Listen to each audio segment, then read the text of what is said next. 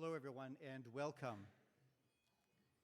I'd like to open with an acknowledgement that the land on which Trinity College and the University of Toronto operate is part of the traditional territories of the Huron-Wendat, the Haudenosaunee Confederacy, and the Mississaugas of the Credit, an Anishinaabe people. This land is also covered by the Dish with One Spoon Wampum Belt Covenant. We acknowledge the stewardship of this land by First Nations, the continuing presence here of Indigenous peoples from across Turtle Island, and the harm caused by colonialism. We commit ourselves to seeking a new and an honorable relationship with the First Peoples of this land. My name is Nicholas Terpstra. It's a great honor to be with you here this evening, and actually a great honor to be the recently appointed 16th Provost of Trinity College. I'd like to thank you for joining us this evening for Trinity College's Margaret MacMillan Lecture in International Relations. Since the inception of this lecture, we've been fortunate to host some of the most original, influential, incisive, controversial authors and academics of our time, and this evening is no exception. We're very grateful for the generous support of the Peter Monk Charitable Foundation. And as you no doubt know, the lecture is named in honor of former Trinity Provost, 13th Provost, and eminent historian of international relations, Margaret MacMillan, who has joined us tonight, and thank you very much, and who will be offering some closing remarks. But in order for us to open, we really have to first have an introduction to our speaker, and there is no better person for that than our Honorable Professor Robert Bothwell.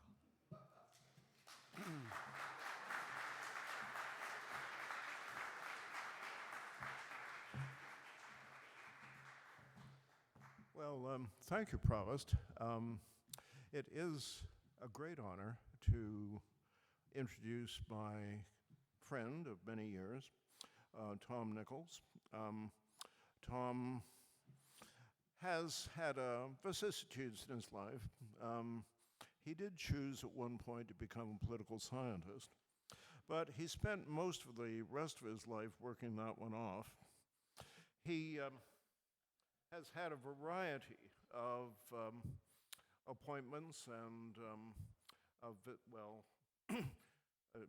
voyages, I guess, in his life. When I first met him, it was because of the H-Diplo internet, which turned out to be a disaster in many respects.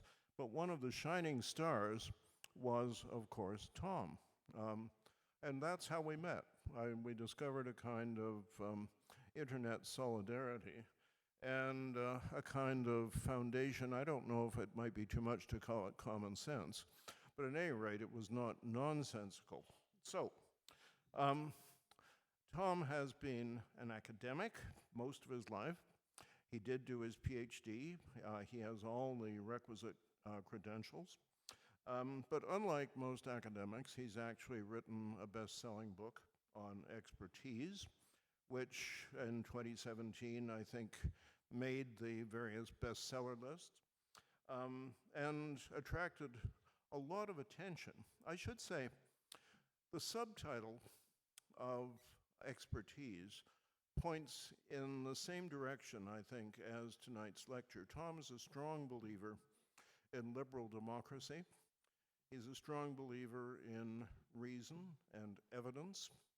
And like many of us, he is distressed by tendencies in our society that would ignore these things, depreciate them, and thereby weaken the foundations of our society. And that's very much also the case with his most recent book on the assault on democracy. Tom has not only been a studier of politics and public affairs, he has vigorously participated in them, one form or another. When I first met him, he had a pronounced political identity. He was, in those days, a Republican, and he worked with the Republican Party as it once existed. That is to say, a fairly normal political grouping, social grouping, which spanned the whole spectrum as an ominous party.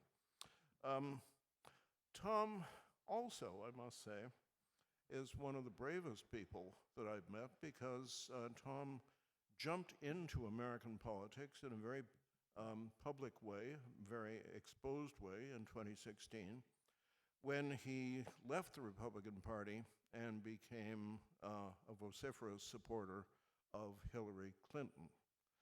And Tom has ever since been a major commentator on the state of American politics, and I rather expect that that is going to feature in what he says tonight.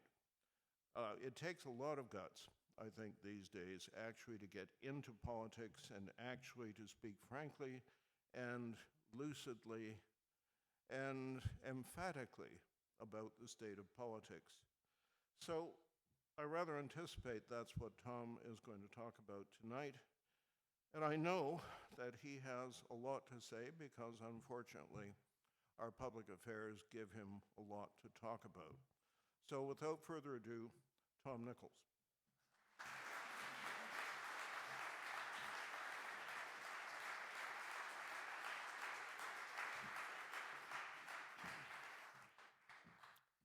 Well, what an honor to be here with you and to be with my friends, with Bob and Margaret. And thank you so much for bringing me here. I've come up here over the past almost 30 years kind of as an intellectual refuge on occasion, where I've sort of fled north and been welcomed up here. And so being here tonight with you feels like coming home again.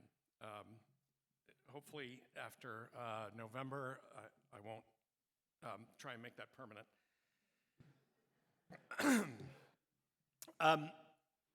I do want to say that Bob and Margaret were always, Bob didn't really go into why we became comrades in arms, but we had this crazy notion that somehow back as the Cold War ended and we were learning new things, that maybe communism was bad and the Soviets were to blame, which was a revolutionary, among academics was this kind of revolutionary position. And again, I would come up here and Margaret asked me to write many times about it, and so they were not just friends, they were mentors and inspirations to me. So it's wonderful to be here, and thank you so much. That's the good news. Now let's get on with how bad things are. If you thought you wanted a drink before this, wait till I'm done. When I wrote The Death of Expertise, I thought I was writing this kind of cri de coeur of offended intellectuals like me, basically saying, why don't people listen to people like me more often? It actually came about because a young person, student age, had said to me, after a career in Soviet and Russian affairs, had said to me about something regarding Edward Snowden, of blessed memory, who's now overseas. Tom, I don't think you understand Russia. Let me explain this to you. And I said, no. And so I wrote this book, but underneath it all, there was this lurking other question about people rejecting knowledge and reason and understanding. And every time I talked about it, people would say, what does this mean for democracy? And I always found myself saying, nothing good. And so I did write this next book, and I have been working on this problem now for some years. And I'm going to share with you some of my conclusions that I hope are not too depressing. Do I hit the, there we go. Democracy is in trouble. There is no doubt about it. It's in trouble around the world, and it is, hanging by a thread in the United States, which I, as an American, I always think of my country as the world's greatest democracy. That belief, that faith has taken a pretty large hit over the past 10 years. But Italy, Turkey, Poland, Brazil, now in some of those places, the assault has been turned back, Brazil and Poland being notable examples. And I think that's something we can be heartened by. But what we're really seeing is the growth of illiberal democracy, illiberal populism, where majorities of people are essentially voting and hoping that with one vote that they can then overturn democracy and basically vote away their own rights, along with those of people that they hate And they're rejecting, citizens of democracies who have grown up in these systems are rejecting the foundations of liberal democratic culture. Secularism, tolerance, cooperativeness, the notion that each election is an iterated event that has to happen again, the rule of law applied universally to all. Citizens around the world of countries, and I don't mean in China or Russia or Iran, but even in the mother of parliaments in Great Britain, here in the United States, throughout the European Union, you have a dedicated group of people who have decided that democracy is a fandango, it's pointless, and that they would rather see something more punishing on their fellow citizens, even if it means paying the price themselves, which I think is a remarkable innovation. There have always been anti-democratic elements in democracies. There have always been in the United States, there are always Birchers and fascists and left-wing communists and kind of the usual assortment of cranks. What's really different now is that you have millions of ordinary Americans who are saying, I'm willing to punish myself and other people to end this democratic experiment. And I'm going to talk about why I think that's happening, because I think the answer lies in culture and human psychology rather than in any social or economic trends. You know, when Trump was elected, the phrase that kept popping up over and over again was economic anxiety. This is an expression of economic anxiety. And that was a very convenient I won't say excuse, a very convenient explanation, because if that were true, you can fix it. Analysts who were trying to explain Trumpism in the United States it's the classic, drunk looking for his keys under the streetlight, because that's where the light was better. We didn't want to really look at perhaps something more intractable and more difficult. I would also add that democracy right now is under military attack in Ukraine. So it's not just a problem within our cultures, within our societies. The bad guys around the world are on the march. They are literally firing weapons to try to kill democracy. And they're reaching out to each other. My colleague at The Atlantic, Ann Applebaum, just wrote a very good book called Autocracy Incorporated. And it's an interesting realization that these countries that ideologically probably wouldn't have very much in common have decided they have one thing in common, which is they hate liberal democracies and they hate the citizens who live in them. And they're going to cooperate across their boundaries, both ideologically and cultural. They don't care about that. They've basically decided that, freedom's a bad thing, and people who support freedom, that they have to be stopped, and it's a bad idea. And if that means doing it with weapons, think of it this way. The Russians are fighting with North Korean weapons right now in the largest war in Europe since the Nazis went on the march.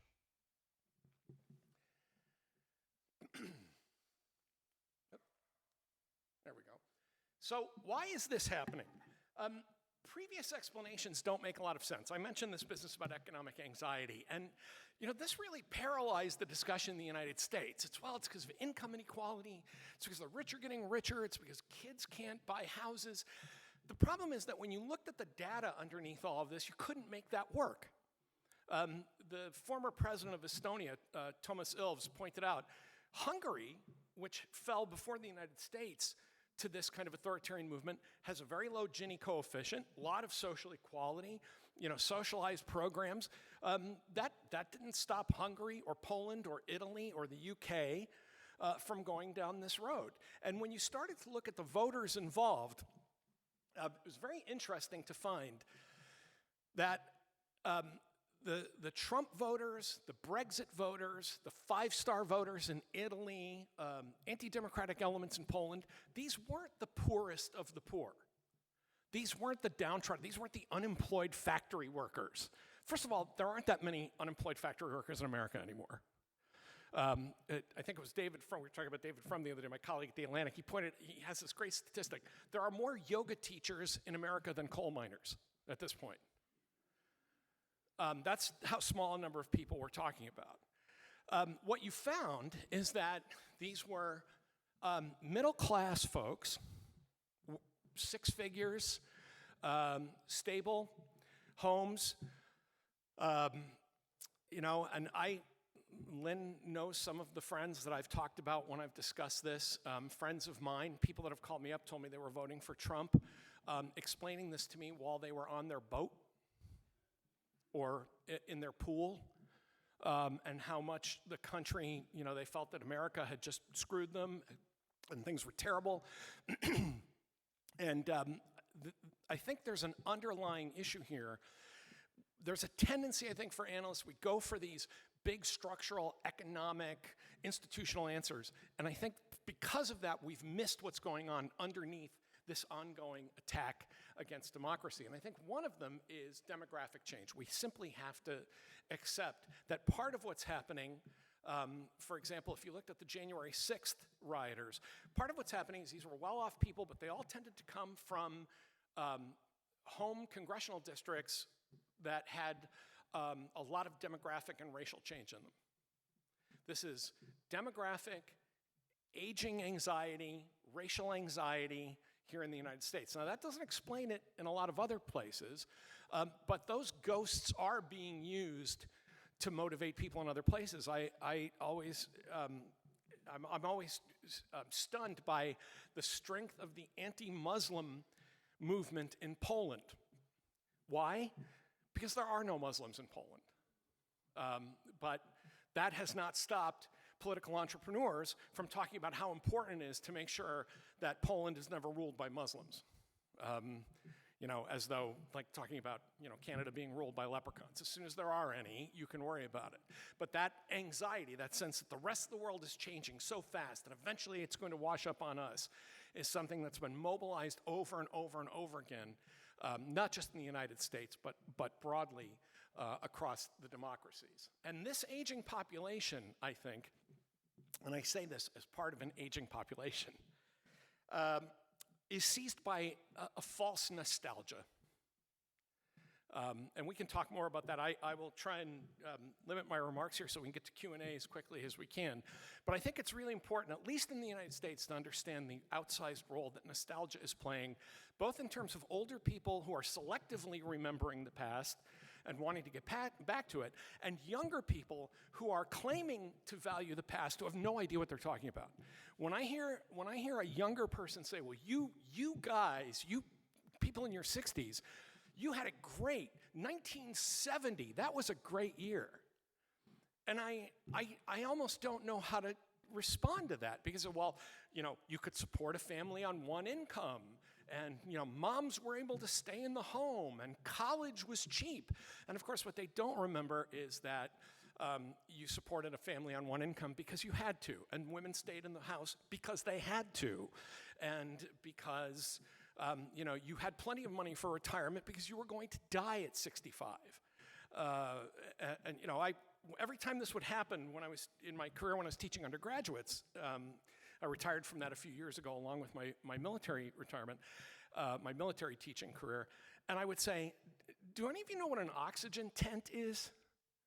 And they'd all kind of look at me and say, like somebody's sick, they have a heart attack, they're sitting, they put them in this big tent and they turn on a big canister of oxygen, and the kids are looking at me like I'm describing barber surgeons, or like sawing limbs off during the Civil War or something. I say, well, that's within my living memory. That's what 1970 looked like.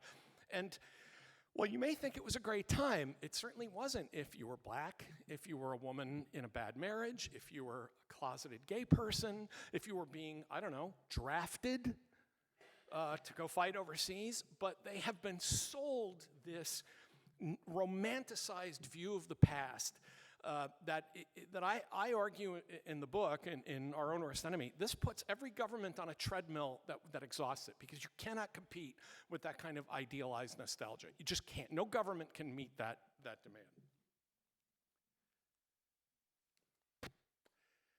But here's the thing that I think is my addition to this debate, I hope gets us to think about it differently. The underlying driver of all this is the real epidemic that we've been suffering from since the early 1970s, and that epidemic is narcissism. And by that, I don't mean self-regard, or spoiled kids. I mean genuinely narcissistic, the growth of genuinely narcissistic behavior as we have grown away from each other, dropped out of our communities, bowling alone more often, to steal Robert Putnam's line. And we've developed a culture of entitlement and resentment. In the book, and I don't, this is not a lecture on Nietzsche, but I even talk about this not as resentment, but about ressentiment, about that itching, boiling anger that can never be satisfied because it's born out of some sense of inferiority or deprivation or inchoate anger that, again, cannot be remedied with policy. But I do think it's a result of boredom, ennui. I'm going to put up another slide in a moment about affluence, where you have this is a phrase from a term from the 1950s, a kind of lumpen bourgeoisie that's well off, reasonably good lives, and has come to just hate democracy because of a general dissatisfaction with pretty much everything, including their own lives, including dashed hopes or expectations, a sense that their children have not attained what they wanted them to, a sense that there is not enough social respect paid to them. This is a big thing you see in these comparative studies across in the United States, Britain, Italy, where you have very well-off middle-aged men who have quite a lot of money, have had good lives and careers, children, homes, but they're just furious at the idea that the barista with 3 nose rings named Unicorn is somehow more valued by society. They just think that's a real thing.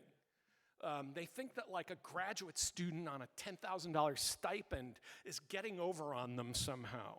Remember always that in the United States, the biggest single predictor of a Trump voter is not money, it's not class, it's education.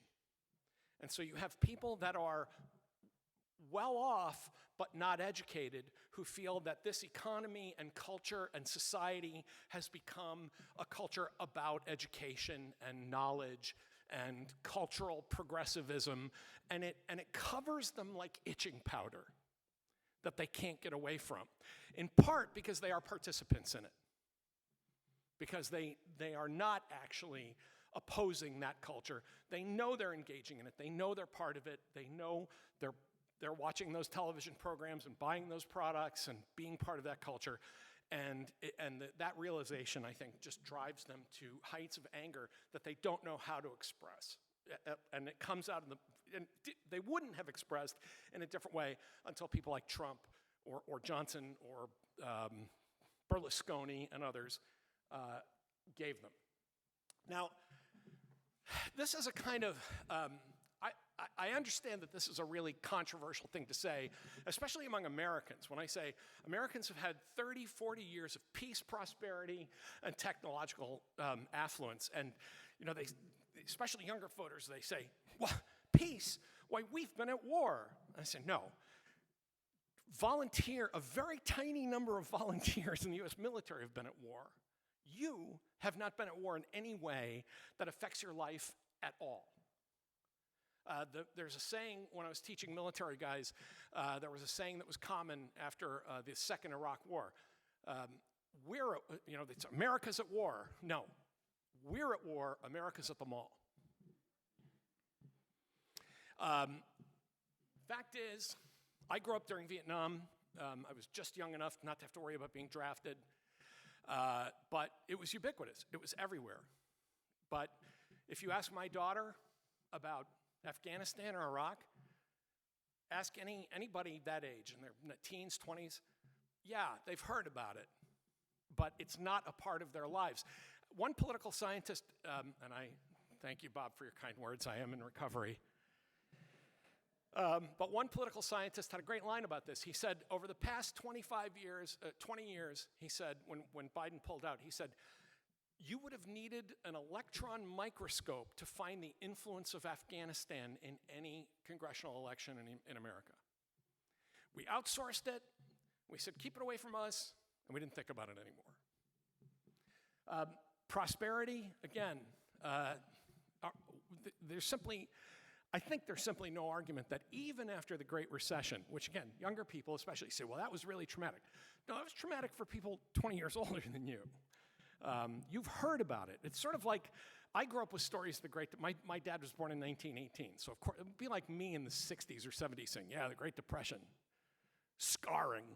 No, but the fact is, just yesterday, there was an economist who said, and it became part of the debate last night, best economy, the United States is living through the best economy in 35 years, at least. Americans simply don't believe this, in part because it removes a sense of grievance from them to believe it. If the economy's this good, then why am I so mad? If the economy's this good, why don't I have the things I want? Not the things I need. Why don't I have the things I want? One thing that's happened, and this leads into the issue of technology, Americans now have engaged in this problem that sociologists call hedonic adaptation. That is, the standard of living you're at becomes the new floor. If you've always slept in a twin bed, and then eventually you buy a queen bed, after 10 years, anything else seems smaller. You just can't you have to go back to sleeping in a twin bed. You don't say, thank God I have a bed. You say, who sleeps in a shoebox? Americans have really internalized this. And I say Americans because I'm not going to speak for Canada or any place else. I see it among my fellow citizens. But part of the reason they do this is because the interconnectedness of technology lets us do it. Americans spend all day climbing in and out of each other's homes on websites and on Facebook and on Zillow. I mean, I won't ask you to raise hands, but I'll just say, among yourselves, have you ever gone and looked inside a neighbor's house because of Zillow? Did you ever go and see what it's worth or what their renovations look like? Americans do this all the time. And you end up with what one wag called the HGTV effect, the home and garden TV effect, where you see all this and you finally say, I don't have marble countertops. How does this because of course on TV it's always, Jane and Joe are 26, she's an office manager and he's a stay-at-home dad. Their budget is $1.5 million. And she's saying, well, we might give up the whirlpool in the bathroom if that helps us get the solarium in the kitchen. And of course people watch. I had to stop watching these because I was starting to get mad. I was a middle-aged guy. I'm watching these shows and I'm saying, I hate these people. But that hyper-connectedness that I once thought of as a very positive thing has really plunged us into the hatred that's born by the narcissism of small differences, where we spend all of our time looking at other people and thinking about why they have things we don't. Interestingly enough, polling data and research shows that Americans, at least among Americans, they're not sitting around saying, why is Jeff Bezos so rich? And I don't have, what he has, because the average person cannot conceive of what it's like to have $1 trillion. They're not capable of it. They say, Jeff Bezos, right, he's a really rich guy. But in a sense, he lives just the way you do, except for things that you can't see. You can't really see his better medical care. You don't see the staff that takes care of him. You don't see the, the fleet of private aircraft. What you do see is your neighbor down the street who just bought a new car, and you're wondering, how did that happen when I don't have that? And how does he do that on what he makes? And by the way, what is his house worth? And then you go to Zillow, and you open it up, and you start that whole cycle over again.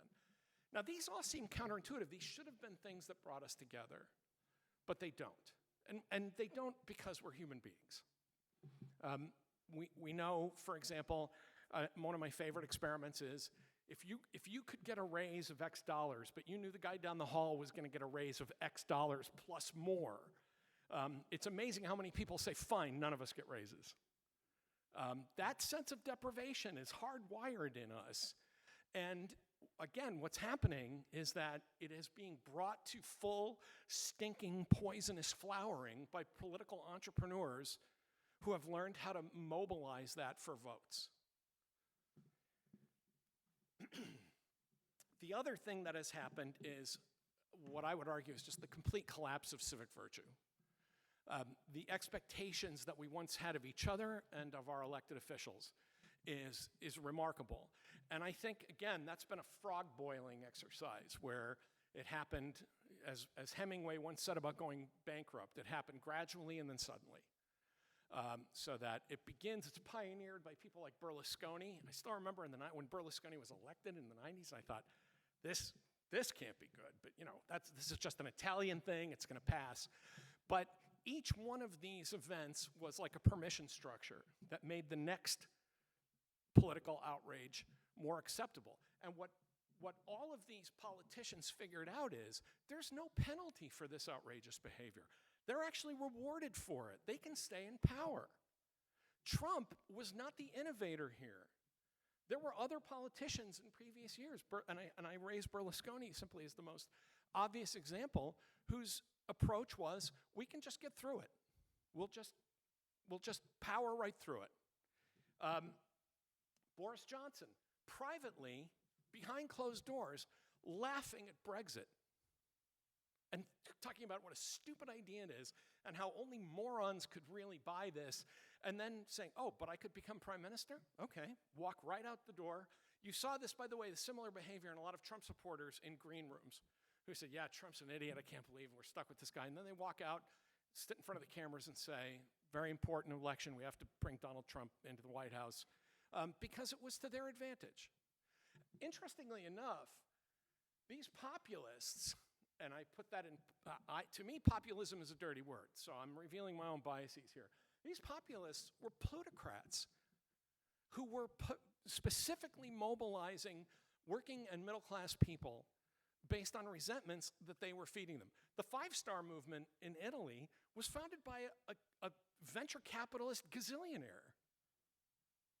This wasn't some organic thing that popped up, and one day a comedian, Beppe Grillo, didn't just rise up one day and say, Italy needs a change. This was funded and planted by people with money.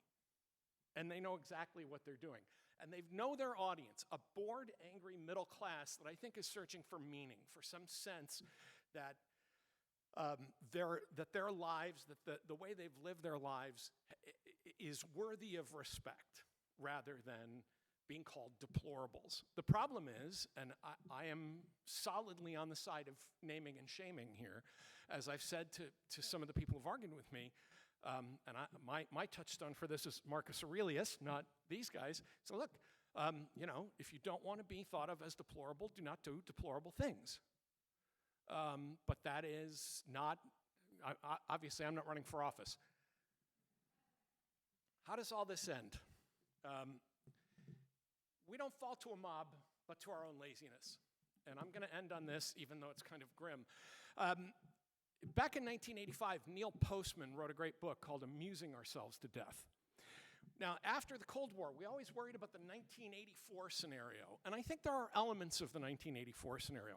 We're not going to have a totalitarian ruling party, but I do think that we have a governing elite that has decided, as the Inner Party did in Orwell's novel, to look at the broad mass of people that they think of as proles and to say, for you, lotteries, pornography, alcohol, no social restrictions. You are free. You can live as you wish. You see this when Trump goes to working class communities and he speaks to them in this incredibly condescending way that liberal politicians used to talk to African American communities in the early 1970s, which used to drive me crazy as a conservative. It's not your fault. The drugs were put in your neighborhood. Who doesn't have 3 babies and not, it's not your fault.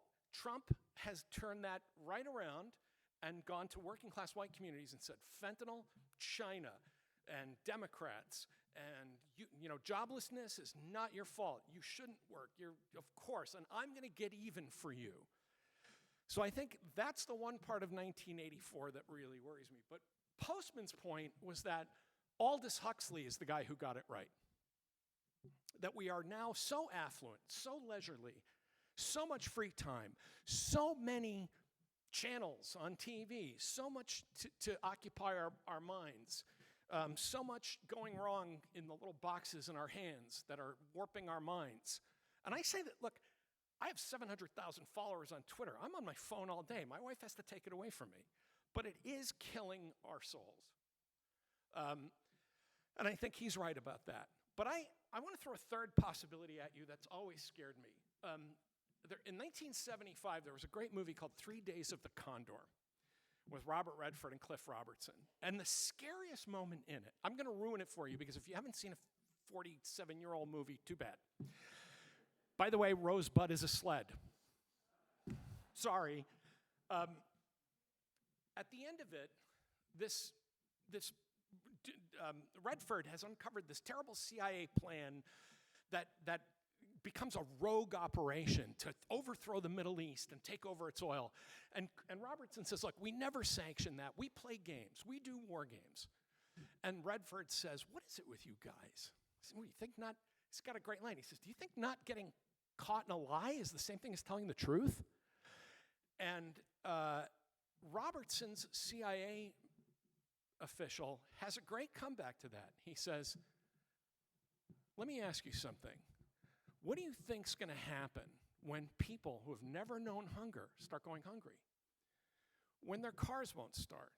When they're getting cold? What do you think the people are going to want us to do? And Redford says, they're going to want you to ask them. And Robertson says, no. Not now, then. You know what they're going to want? They're going to want us to just get it for them. That's the world we're living in right now that scares the hell out of me. Is that there are a group of people who say, don't worry about it. We're going to get it for you. We're going to get even with people you don't like. We're going to deliver stuff you want. And don't you worry about things like rights, the Constitution, democracy, transparency. We're going to punish your enemies. We're going to deliver the stuff you want. And you just keep us in power because we'll get it for you. That's the one additional thing here that every time even when I saw the movie some years ago again, before I started writing this book, I remember seeing that scene and saying, that's too close to home. And that's what I'm really worried about. Is there a way out of it? I don't know. How do we restore civic virtue? I will just say very quickly, students asked me this afternoon, and I said, one project at a time. This narcissism that I worry about so much particularly afflicts, I think, younger folks who are, meanwhile, I think the kids are all right. I think if we can get through the next 10 years, this generation of young people are going to save us. But they need to stop thinking that their involvement in politics begins with eliminating nuclear weapons or ending the war in Gaza or solving all income inequality around the globe. I would rather see people joining school committees or working on bond issues or paving roads, nonpartisan things that teach you all over again to start trusting each other and being kind to each other and working with each other on something for the good of your community. Because to take these bigger issues immediately puts you into conflict with other human beings over things that neither of you can control. And I think the first boss I had in politics, I think, had it right. He said, I wanted to do all those things, but the first step was I had to get elected, so I joined the school committee at 19 years old. And he ended up in politics for another 15 years, left, became a college president, one of the finest people I ever knew and still a mentor to me. That's the only way out of this, in my view, along with the powerful and unequivocal rejection of people who would divide us, of people who would take us down the road of irrationality and illiberalism and do it for their own purposes. If we can't stop that, if we can't draw that line now, none of this is going to matter. And so, you know what? Where do I think we'll be in the future? Ask me in about a month.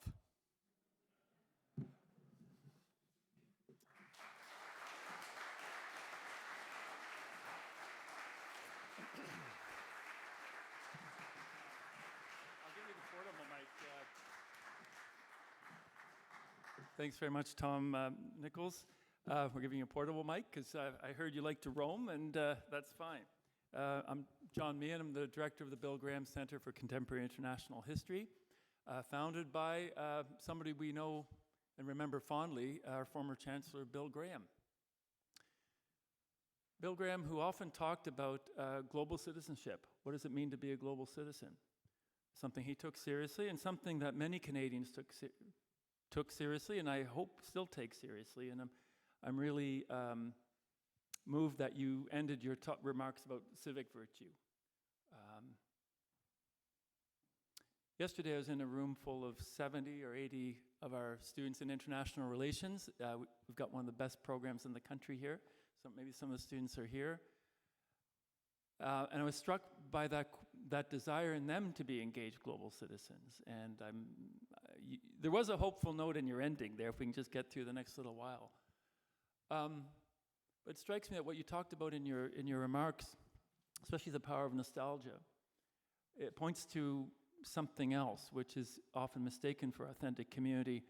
I don't know if it was Charles Taylor or somebody else calling it collective narcissism. In other words, it kind of looks and smells like community, but it's not authentic, it's not open-ended, it doesn't bring out the best in human beings, it actually brings out the worst. We've got educators in this room, leaders of business and government. How do we go about, to use Bill Graham's phrase, forming global citizens, encouraging civic virtue? We've done it in the past, but in this world of social media, you mentioned project by project. What are some practical steps that maybe the leaders in this room and other people we interact with can encourage to develop civic virtue?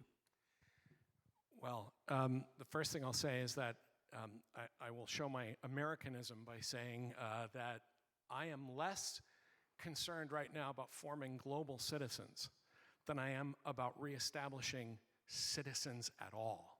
People who have some sense of what it's like to be a citizen anywhere. Because those narcissistic communities that you're talking about, it's tribalism. And it's not meant to achieve anything, it's meant to make you feel good about yourself. It's like sports fandom. By the way, I'll just admit it, I'm very atypical among Americans. I don't like pro sports. In part, I just don't.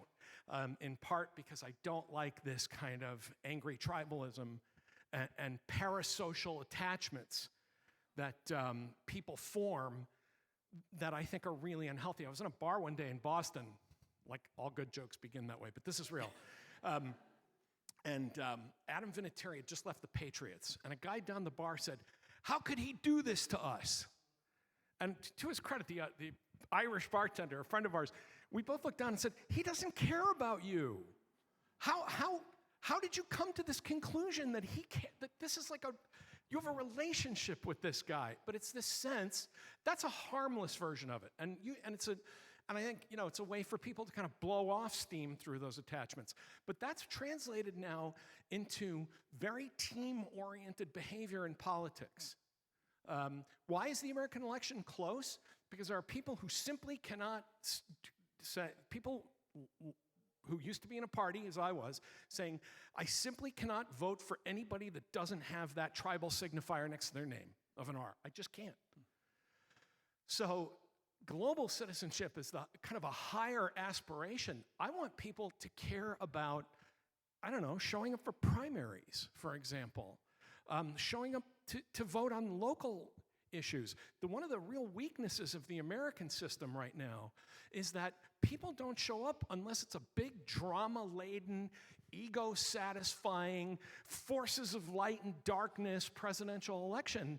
And yet, we routinely get turnouts for primary elections that are 12, 13, 15%. That's inexcusable.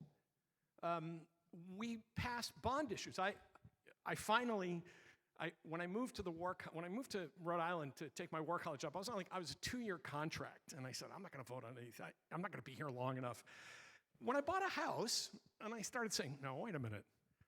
That's an awful lot of money to rebuild the library. Where's that coming from? And I realized that there were so few people who voted on these things who then later would say, why did my real estate taxes go up? Well, because we rebuilt this library. So I want us to shed some of that narcissism and develop a little humility about taking on smaller scale projects. I don't know how to do that other than the only skill set I seem to have is moral haranguing. you know, like being a scold, which is why it's really good that I found a job as a writer, because that's pretty much what I do, is this kind of moral scolding every day. But I think we do have to be engaged in a little more, how do I put this, gentle judgmentalism with each other. To say, as I have said many times now to my friends who are Trump supporters, I say, look, I'm not going to argue with you about this. I just want to ask you one question. Is this who you are? Is this who you want to be? Just tell me. It's okay to say it, but I just want to know. And you would be surprised at how often that produces a kind of stunned moment. And I think, you know, with other such things, you know, how did this thing happen? I always say, who did you vote for in the primary? Yeah. And right away, you know, you get this kind of start kicking rocks, and you know, I say, sorry, I don't want to have this conversation if you weren't there that day. You know, if you had a sick out on that day. That's not for everybody, though. That's a hard thing to do with your friends and your family and others. So, as usual, I've given a long answer that boils down to, I don't know. But I think that's where it has to start. Okay. And there is a role for moral haranguing, so that's good. I'm going to open up to questions now. I'd ask you to keep your questions short. Not long comments, but short questions so that we can get to a few of them. And I will try to keep my answers shorter, which, colleague, as you can see, I have trouble with. Dr. Jack Cunningham, and then you in the green sweater later. Yeah. Thanks, Jack. Jack Cunningham. Tom, great talk. Good to welcome you back to Toronto. In my comparative foreign policy seminar, one of the themes we keep returning to is that of American exceptionalism. What's distinctive about American culture, American politics, American policy? And I'm wondering, when you look at Trump and the MAGA phenomenon, and you drew a lot of parallels between it and others, what is there in that you think is distinctive in American circumstances and history and culture?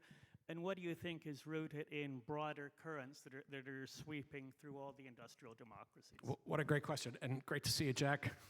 The thing that I'll say, I think, is universal is this Nietzschean ressentiment, this itching sense of inferiority and resentment that Nietzsche identified, Eric Hoffer talks about in The True Believer. You know, part of the, you know, what's the expression? Good authors borrow, great authors steal.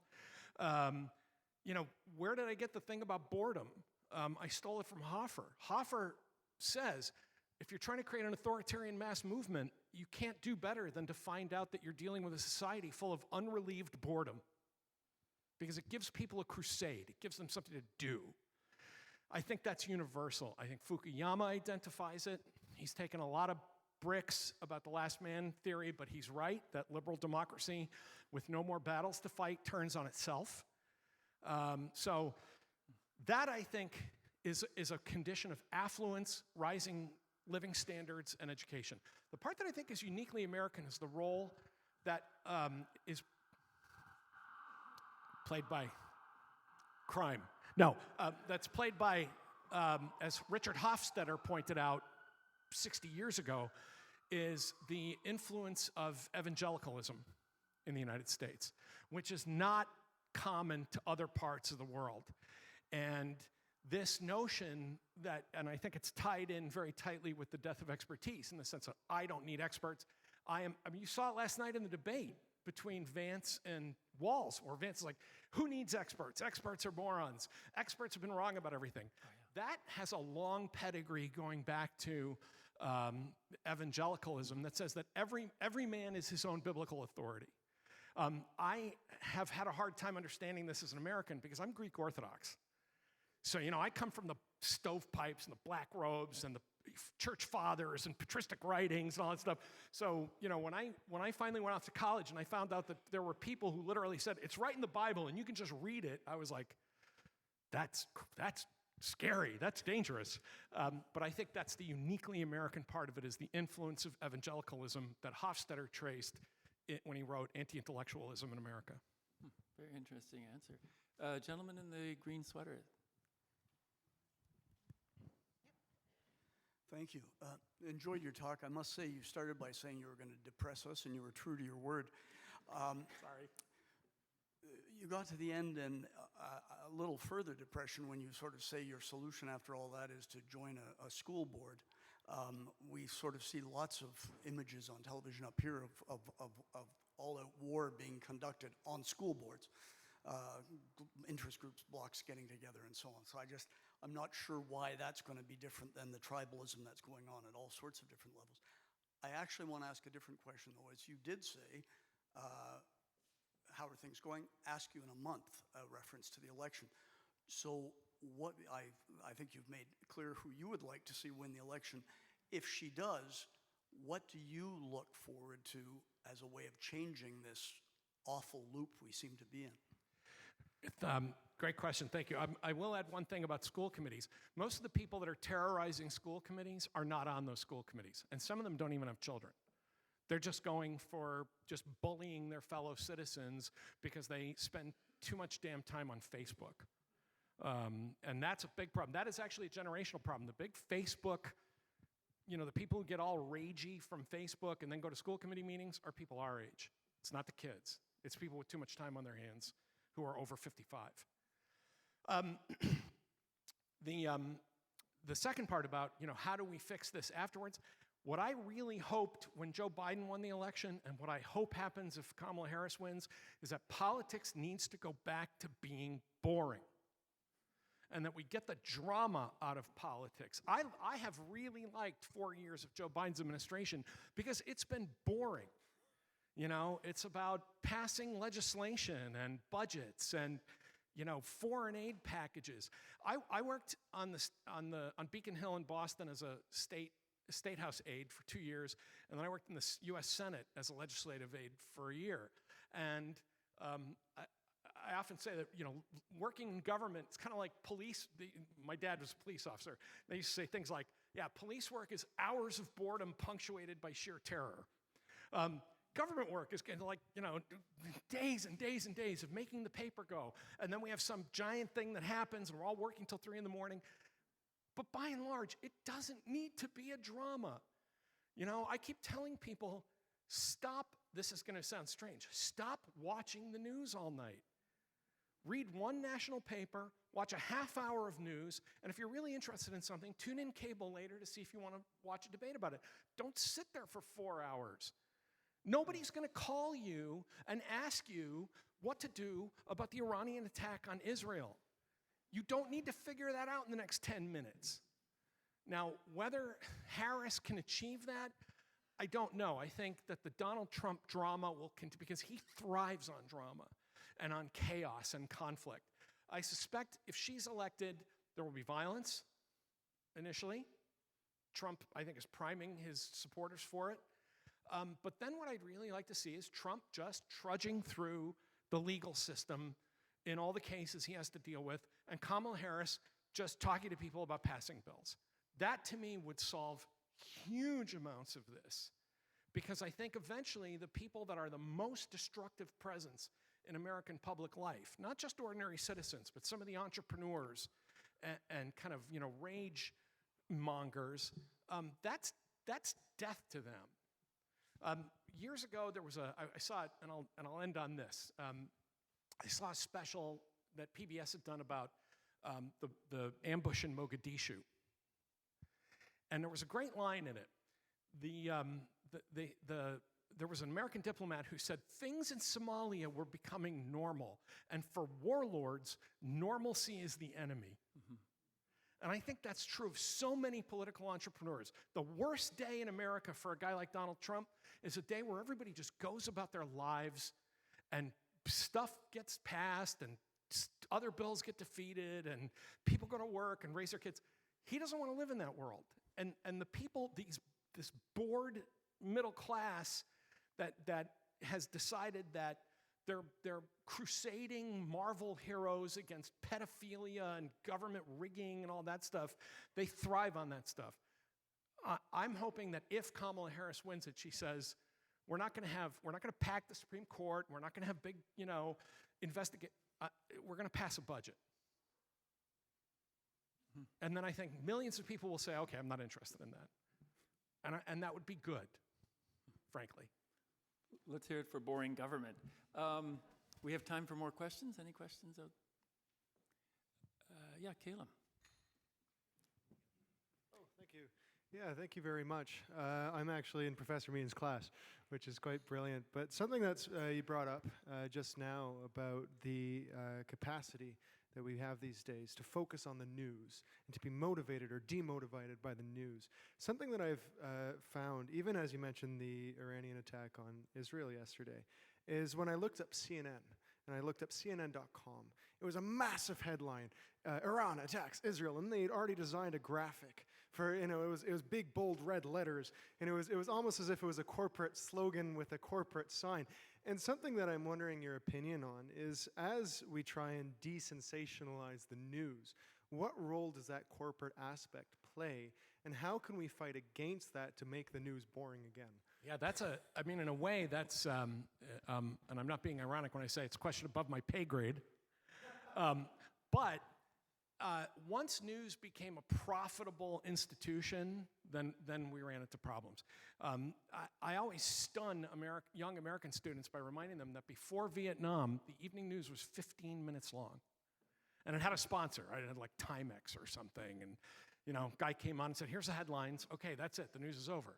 And then it became a half hour plus a half hour of local news. And that was my parents were not educated folks, Depression-era high school dropouts. They were very well informed, very well read. My dad would watch that 1 hour, and you couldn't even talk to him. He was like just, focused on that. And that was fine. Keeping your eyeballs glued in constantly I think, works in a synergy. I'm pointing as if the slides fell out there.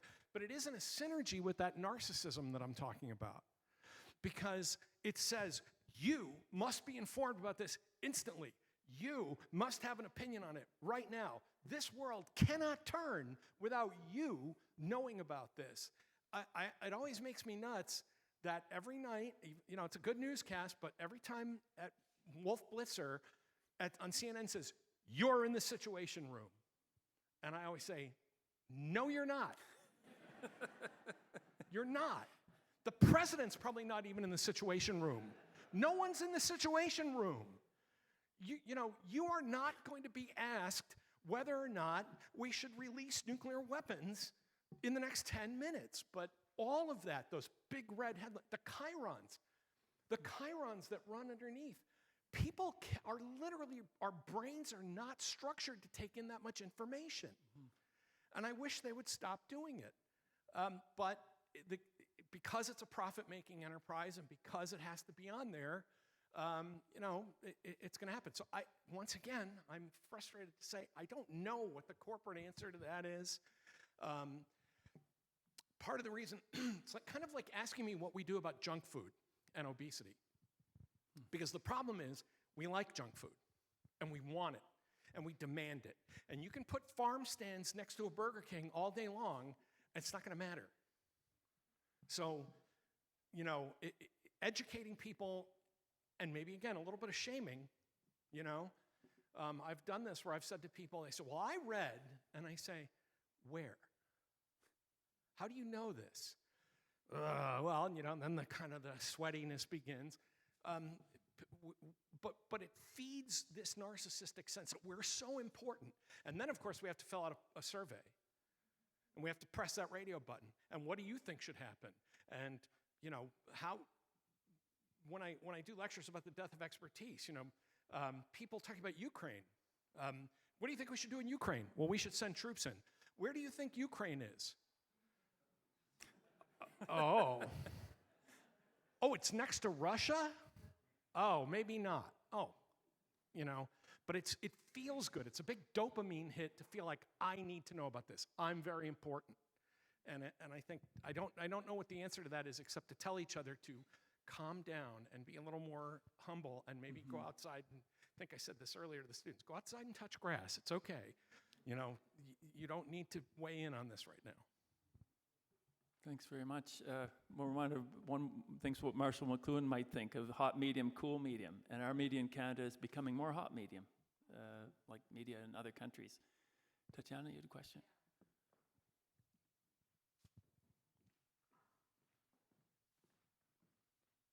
So you said something very interesting. You talked about nostalgia. And so it really struck a chord with me. So I grew up in Eastern Europe, came here after the fall of the communism. And here we are 20, 30 years later, and that same country that came out of communism has now elected government in the last year that is turning back. And it's really strange when you look at these people that for 40 or 50 years have gone through really negative impact of what was a totalitarian regime and now seem to completely forget about all of that and have this nostalgia for bringing it back. I guess my question to you would be, everybody seemed to have been shocked at the speed of that change, right? But when you look back, was it really that speedy, right? Like there were elements of nationalism before. And really, I think it was sped up by the war in Ukraine because Slovakia borders Ukraine. So as we are hopeful for the change, do you think the speed will be just as fast the other way, or is it an uphill battle? Yeah, I mean, the people in Eastern Europe that are nostalgic and putting up Stalin pictures and stuff. I mean, I understood that in the first days after the Soviet collapse. I was in a cab. Now I'm going to do a Tom Friedman story. So I'm talking to this cab driver in Moscow, but it really was a cab driver in Moscow, I swear to God. And he had a picture of Yuri Andropov in his car. And I said, really? Come on, man. I said, he's like, no, those were good days. And I said, but you weren't free. He said, we had sausages, we had vodka, we were free enough. Now, I understand that guy who might have been like an engineer and now is driving a taxi. What I think we failed to clap back at, the people we failed to talk back to, are 25 or 30-year-olds who say, wouldn't it be great to be the Soviet Union again? I always want to say to those kids, yeah, okay, I went to the Soviet Union many times before it fell. I can give you the Soviet experience. First things first, give me your phone, hand over your sneakers, that Western jacket you're wearing. What do you got in your pockets? Candy? No. Here's some buckwheat and some cheap vodka. Enjoy the Soviet experience. The problem is they're looking back at that and thinking the way Americans think about politics now. If we bring a regime like that, it'll punish people, but the people I want punished, not me. There's a line I used in Our Own Worst Enemy, a woman in Florida who had been put out of work by a government shutdown, and she was a Trump supporter, and she gave an interview. She talked to a reporter, she was out angry, and a reporter found her in a diner or something. She said, I'm not supporting Trump anymore. This isn't what I voted for. He's not hurting the people he's supposed to be hurting.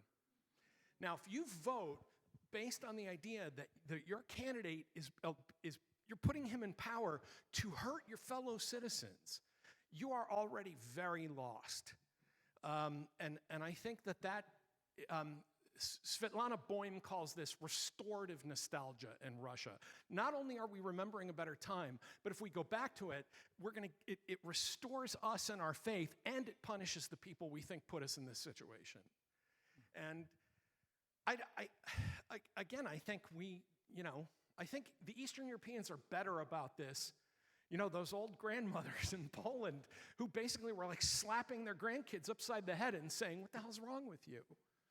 We don't do that here, at least not that I've seen. But there were people who lived under communism and who just didn't, have any truck with that. And I think that's why, despite Orban's success, you've seen this really get pedaled back in places like Poland, even in the Czech Republic, where there are enough people to say, yeah, I know you think those were good times. I was there, they weren't. And I'm not even sure Orban's going to make it. I mean, I think he's pushing the limits. Maybe that might just be wish casting on my part. Got time for one more question from somebody? The gentleman back here. Yep, that's you. Yeah, with the glasses. Yes. While the mic's getting there, we had one more thing. We need to not be cowed by people, like when I say to younger people, those were not good times. They're like, no, you don't. You had it good, and we have it tough. You need to talk back to that. You need to talk back to that. You need to say, here's what life looked like in 1980. You know why college was cheap? Because nobody went. That's why. Why were houses cheap? Because they were houses that you wouldn't live in right now if you had them. And we don't do enough of that. And I think in this, the Eastern Europeans do it differently about communism. Here, I think we need to remind people, the thing you're remembering didn't happen, and it's wrong, no matter what J.D. Vance tells you. So, go ahead. Okay, last question. Thank you. All right, so I work for the Danish government, and all of my Danish coworkers, I'm Canadian, but all of my coworkers from Denmark, they love politics, but they have zero interest in talking about Danish politics because they say it's boring. Nothing happens, it's just technocrats. Now, Denmark has boring politics, and it also has a presumably bored and certainly very affluent middle class, and lots of countries do. So if we look globally at some of the Nordics, Ireland, Scotland as distinct from England, and frankly, this country on a good day, what can we learn from these places where maybe there's an authoritarian populist noise on the fringes, but it's never been effective in lurching the entire country down that road? Well, I think one thing that Jack had asked me about what's unique to America. The other reason things get out of control so badly in America is because of the system of separated powers. Danes can afford to think about politics being boring because if things get messed up, you'll fix it. You'll have another election. Great Britain. Oh, wow. This Liz Truss person doesn't seem very good at her job. And she's fired. We do now, I am actually a partisan of the American system for a lot of reasons because we're a big, huge country, and I like federalism. I like the fact that we live in Rhode Island, and no matter what they do in Alabama, we're not going to do that in Rhode Island, period. That to me is, especially these days, it's been very interesting, too, to see a lot of my very liberal friends say, that federalism idea turned out to be a pretty good thing. I'm like, yeah. You don't want Washington controlling the whole country. But it gives a small number of people immense power for short periods of time, and that's really a problem. The other thing that's going to have to change in the United States that could make politics boring again is, and I don't know how we're going to change this, but it's a uniquely American problem, is that demographic shifts have completely screwed up the constitutional balance that once sustained us. I love having a U.S. Senate. I worked in it. I was telling the students when they were out, I had that snottiness as a Senate employee about the House, that rabble, bunch of lunatics. But if we get to the point, because of demographic shifts, where 70% of the Senate represents 30% of the country, we can't go on like that. That's constitutionally untenable. So the reason Danes and the Irish and others can afford to kind of let that be boring is because it really is fixable. I don't like parliamentary governments simply because they're so unstable, and I don't like the coalition building and the little kingmakers. I don't want to live in a country governed by the Knesset or the Italian parliament. But I also understand to get politics to be boring again here, we're going to have to do something about the fact that the American system of government is now basically a vehicle for minority rule by a very dedicated bunch of pretty fanatical people. Well, Tom Nichols, thank you for your comments. I wish you could spend more time in Canada to see how exciting our government is. We're out of time, and I forgot to mention earlier, Tom, we're grateful to have you as a senior fellow of the Bill Graham Center, and so you really are welcome back anytime. Regardless of the election result, it might determine the length of your stay, like you say. Thank you. And before we conclude tonight's event, I'd like to call up the 13th Provost of Trinity College, and a world-renowned historian, Margaret MacMillan, to offer a few closing thoughts. Margaret?